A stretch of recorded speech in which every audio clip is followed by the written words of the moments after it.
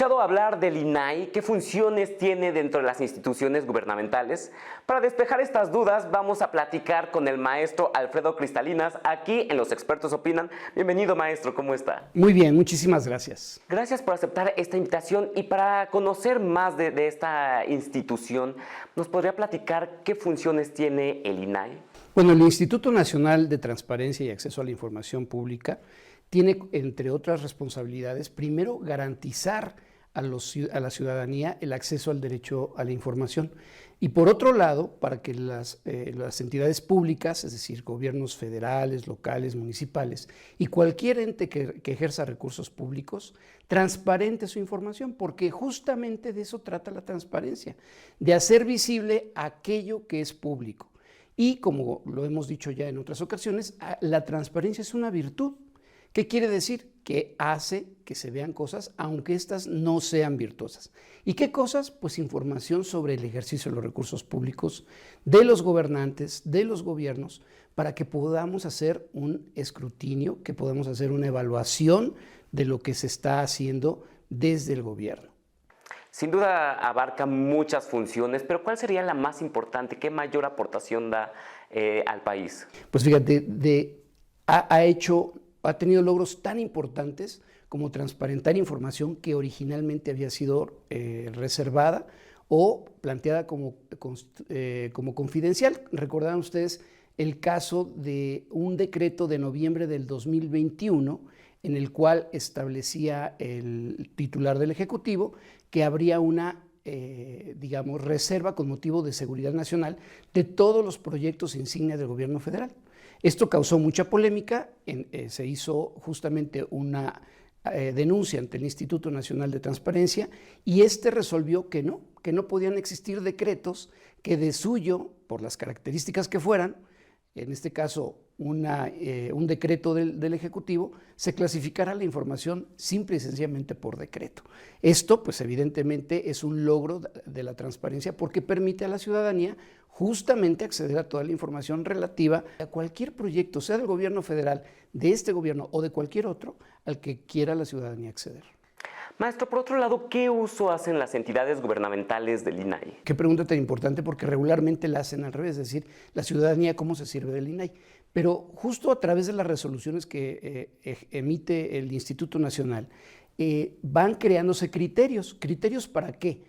Para clasificar los expedientes, para clasificar información. ¿Qué quiere decir? Que va generando, criterios que constituyen en su conjunto una cultura de transparencia.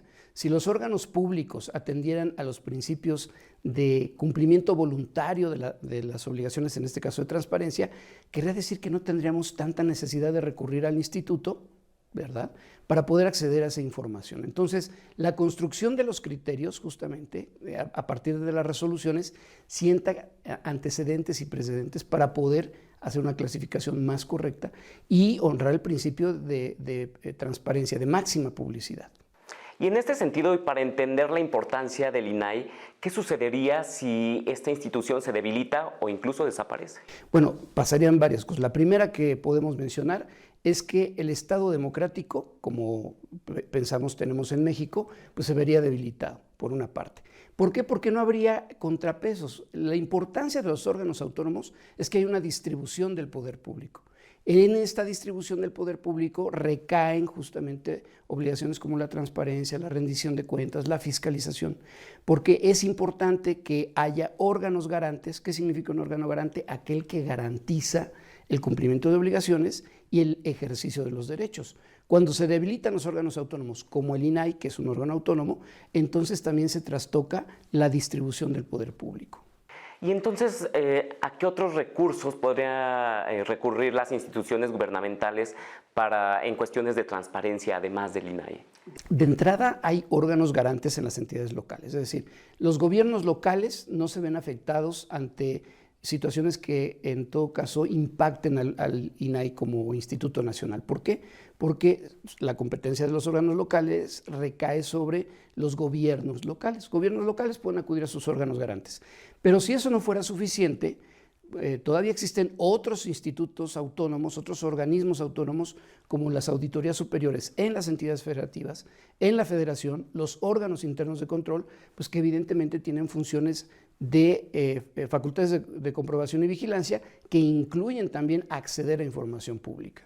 Estos organismos o estas herramientas son independientes del INAI, ¿tienen que ver o funcionan aparte? Son concomitantes, es decir, hay que recordar que la transparencia no recae en una institución.